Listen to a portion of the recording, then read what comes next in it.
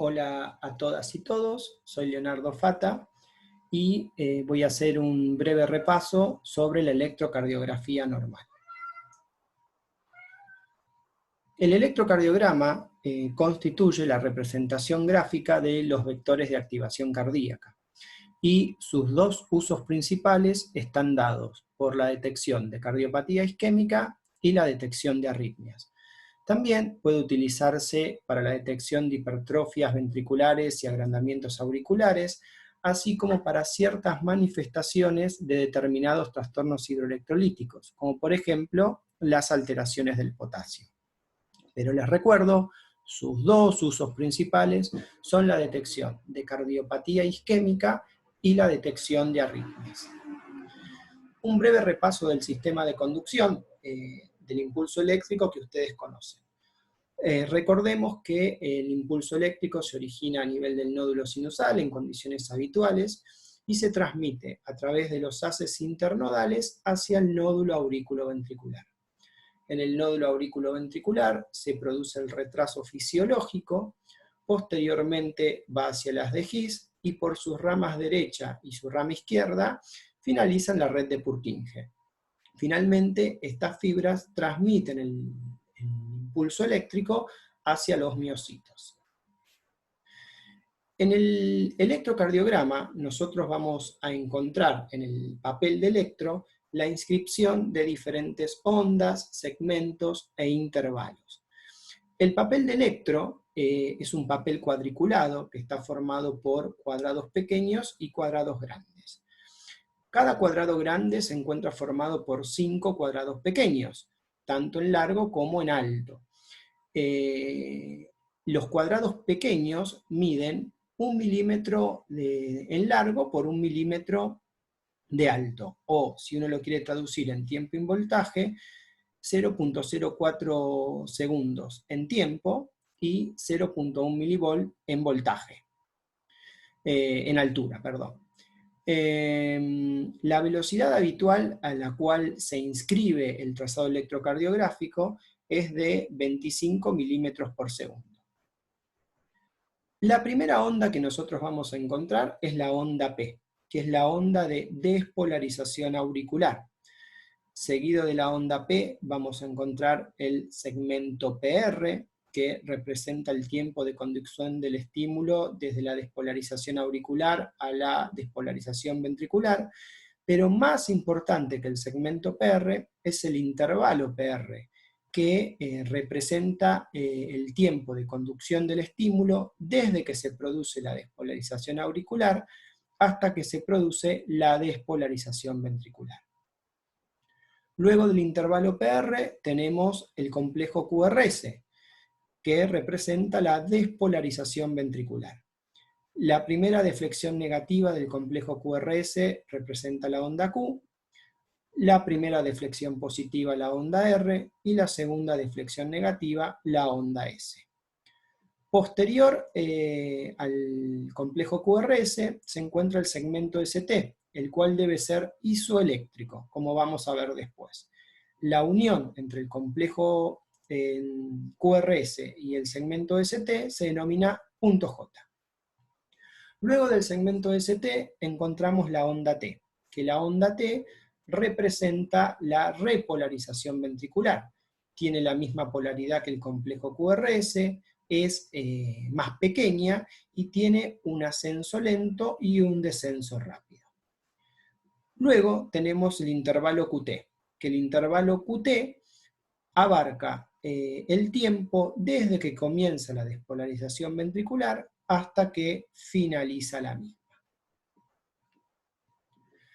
Los diferentes vectores de activación cardíaca se proyectan tanto en el plano frontal como en el plano horizontal, dando las distintas derivaciones. Las derivaciones miran las diferentes caras del corazón. Las derivaciones clásicas son 12. Tenemos 6 en el plano frontal y 6 en el plano horizontal. Las derivaciones en el plano frontal están representadas por D1, D2, D3, ABR, ABL y ABF, mientras que en el plano horizontal por B1, B2, B3, B4, B5 y B6. Por ejemplo, D2, D3 y ABF miran la cara inferior del corazón, mientras que B5 y B6 miran la cara lateral. En un electrocardiograma nosotros vamos a encontrar plasmadas las 12 derivaciones, generalmente en el siguiente orden: D1, D2, D3, ABR, ABL, ABF, B1, B2, B3, B4, B5, B6. Y por debajo de estas derivaciones vamos a tener la denominada tira de ritmo, donde vamos a tener mayor cantidad de complejos QRS a lo largo del tiempo, y esta tira se utiliza para el cálculo de la frecuencia cardíaca, como vamos a ver más adelante. A la hora de analizar un electrocardiograma, lo más importante es ser ordenados, ser metódicos, para tratar de que no se nos escape nada. Luego de anotar los datos filiatorios del paciente y la fecha y hora de la realización del estudio, empezamos a analizar las diferentes ondas y segmentos e intervalos. Primero tenemos la onda P.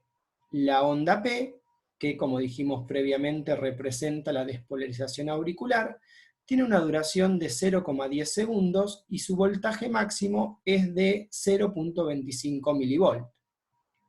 La onda P es positiva en D1, D2 y ABF, y el eje de despolarización auricular generalmente se ubica a los 60 grados y coincide con D2. Luego de la onda P analizamos el intervalo PR, el tiempo que transcurre desde el inicio de la despolarización auricular hasta el inicio de la despolarización ventricular.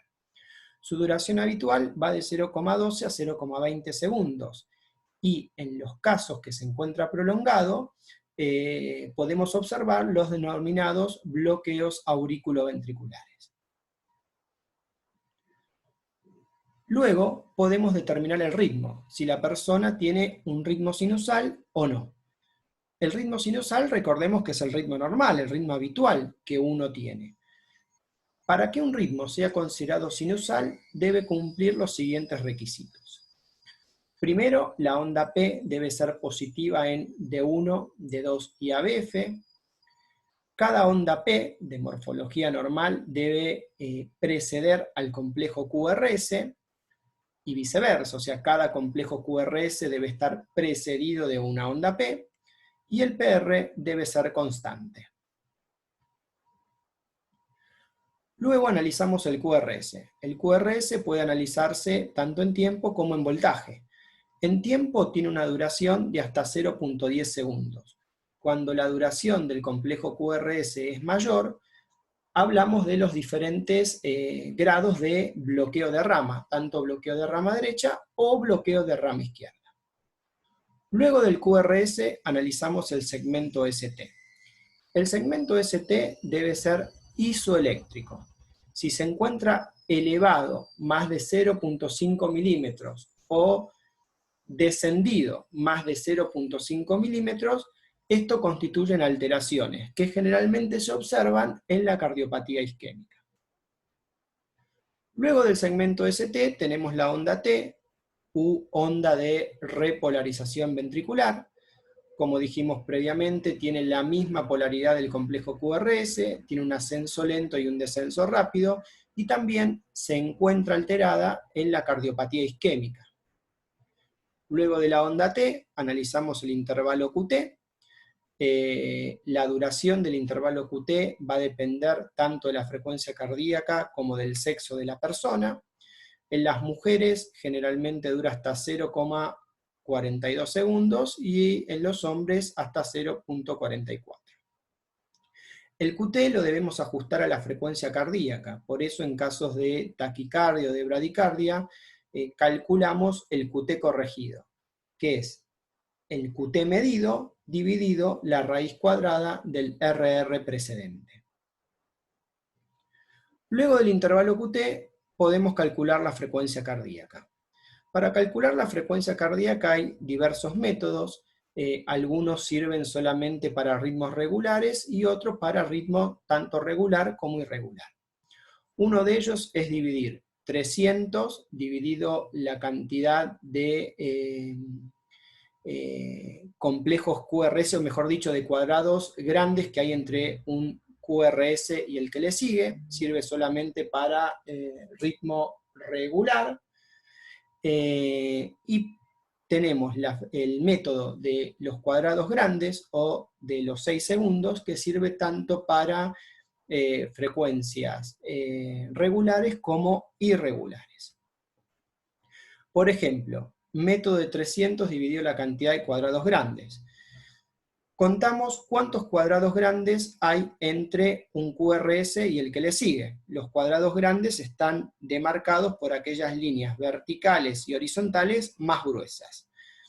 Y recordemos que cada cuadrado grande está formado por 5 cuadrados pequeños. Entonces, entre un QRS y el otro, entre las ondas R, tenemos 1, 2, 3 y 4. 300 dividido 4 nos da una frecuencia cardíaca de 75 latidos por minuto. Este método sirve para el cálculo de la frecuencia cardíaca en ritmos regulares. El método de los cuadrados largos o de los 6 segundos sirve para calcular la frecuencia tanto de ritmos regulares como irregulares. Entonces, para eso nos sirve la tira de ritmo, que previamente habíamos visto que se encuentra más abajo, en la parte baja del electrocardiograma. En esa tira de ritmo contamos 30 cuadrados grandes. Esos 30 cuadrados grandes representan 6 segundos. Entonces, nosotros lo que vamos a hacer es contar la cantidad de QRS que se encuentran en esos 6 segundos, en este caso 1, 2, 3, 4, 5, 6, 7 y 8, y los multiplicamos por 10, ¿sí? 6 segundos multiplicado por 10, 60 segundos, 1 minuto. Por lo tanto, nos va a dar la frecuencia cardíaca en 1 minuto. En este caso, 80 latidos por minuto. Entonces, contamos la cantidad de complejos QRS que se encuentran en 30 cuadrados grandes y lo multiplicamos por 10. Luego del análisis de la frecuencia cardíaca, podemos calcular el eje. El eje normal se encuentra entre 0 y más 90 grados, y para su cálculo hay diferentes métodos. Puede calcularse a través del método de la isodifásica o de las perpendiculares. En la isodifásica nosotros agarramos las derivaciones del plano frontal y vemos en cuál derivación del plano frontal el QRS es isodifásico. Vemos dónde es isodifásico y el eje se va a encontrar en aquella derivación perpendicular a la cual el QRS se encuentra isodifásico. En el método de las perpendiculares, nosotros elegimos dos derivaciones perpendiculares entre sí en el plano frontal. Las que más se utilizan son D1 y ABF. Entonces, D1 y ABF sabemos que desde el centro hacia abajo tenemos lo positivo y desde el centro hacia arriba lo negativo. Entonces, desde el centro hacia aquí, D1 es positivo. Desde el centro hacia aquí, D1 es negativo. Desde el centro hacia aquí, ABF es negativo. Desde el centro hacia aquí, ABF es positivo. Entonces, una vez que seleccionamos esas dos derivaciones, vamos a analizar el complejo QRS en cada una de ellas. Y vamos a ver si en D1 y ABF el complejo QRS es positivo o es negativo. Entonces, ejemplo, vamos a ubicarnos aquí. Analizamos el electrocardiograma y vemos la polaridad del QRS en D1 y ABF. Si en D1 el QRS es positivo, lo vamos a ubicar del centro hacia la derecha, o sea, donde D1 es positivo. Si del centro hacia, si en ABF el QRS también es positivo, lo vamos a ubicar del centro hacia abajo sobre la línea de ABF. Entonces, QRS positivo en ABF, QRS positivo en D1, el eje se va a encontrar entre 0 y 90 grados. ¿Sí? Vuelvo a repetir. D1 y ABF, perpendiculares entre sí. Vemos en el electrocardiograma la polaridad del QRS. Si el QRS es positivo en D1, lo ubicamos de este lado. Si el QRS es positivo en ABF, lo ubicamos de este lado. Por lo tanto, el eje va a estar entre 0 y 90 grados. Vamos con otro ejemplo. Analizamos el QRS en D1 y ABF. En D1 el QRS se encuentra positivo, lo ubicamos de este lado. En ABF la polaridad mayor del complejo QRS es negativa, lo ubicamos del centro hacia arriba, o sea, hacia el lado de los negativos. Por lo tanto, el eje se va a encontrar entre 0 y menos 90 grados. En este caso hablamos de eje desviado hacia la izquierda. Y en el último ejemplo vemos en el electro, QRS, polaridad en D1 y ABF. En D1 tenemos que es negativo, lo ubicamos de este lado. Polaridad del QRS en ABF, positiva, lo ubicamos de este lado. Por lo tanto, el eje va a estar entre más 90 y menos 180. En este caso hablamos de eje desviado hacia la derecha, como por ejemplo puede observarse en la hipertrofia ventricular derecha. Luego de analizar el eje, finalmente vamos a buscar las alteraciones. Las alteraciones es lo último que se debe analizar en el electrocardiograma, fundamentalmente en esta etapa en la cual nosotros empezamos a analizar el electro. Uno generalmente tiende a buscar la alteración primero antes que analizar todo lo previo. Tenemos que ir paso por paso, estamos aprendiendo. Entonces, las alteraciones uno las tiene que dejar en este momento para el final.